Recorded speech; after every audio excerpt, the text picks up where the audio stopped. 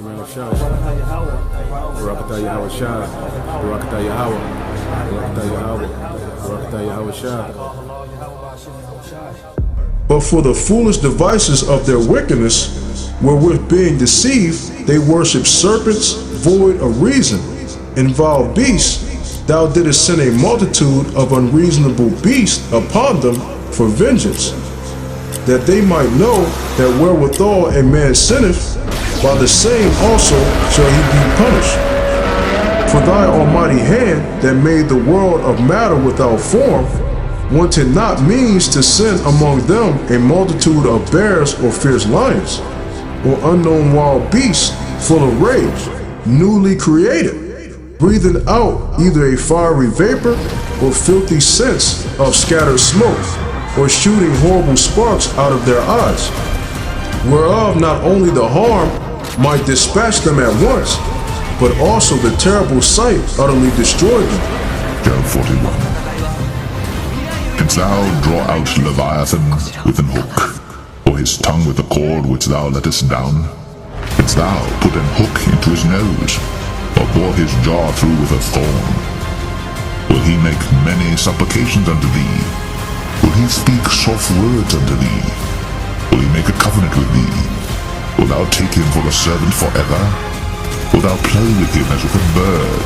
Or wilt thou bind him for thy maidens? Shall the companions make a banquet of him? Shall they part him among the merchants? Canst thou fill his skin with barbed irons, or his head with fish spears? Lay thine hand upon him. Remember the battle. Do no more. Behold, the hope of him is in vain. Shall not one be cast down even at the sight of him? None is so fierce that dare stir him up. Who then is able to stand before me? Who hath prevented me that I should repay him? Whatsoever is under the whole heaven is mine.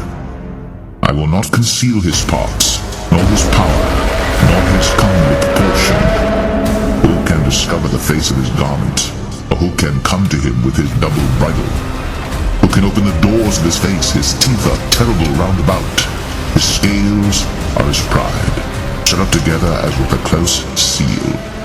One is so near to another that no air can come between them. They are joined one to another.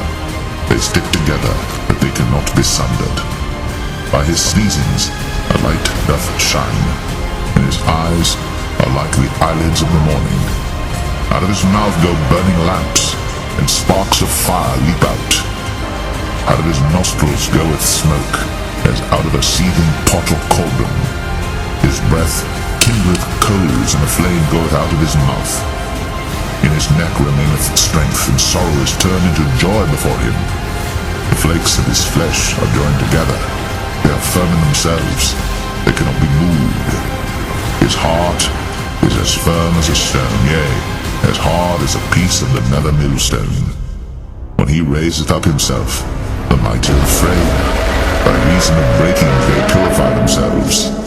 The sword of him that layeth at him cannot hold, the spear, the dart, nor the habergeon. He esteemeth iron as straw, and brass as rotten wood. The arrow cannot make him flee. Slingstones are turned with him into stubble. Darts are counted as stubble. He laugheth at the shaking of a spear. Sharp stones are under him.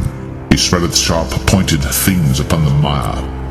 He maketh the deep to boil like a pot. He maketh the sea like a pot of ointment. He maketh a path to shine after him. One will drink the deep to be hoary. Upon earth there is not his like, who is made without fear. He beholdeth all high things. He is a king over all the children of pride.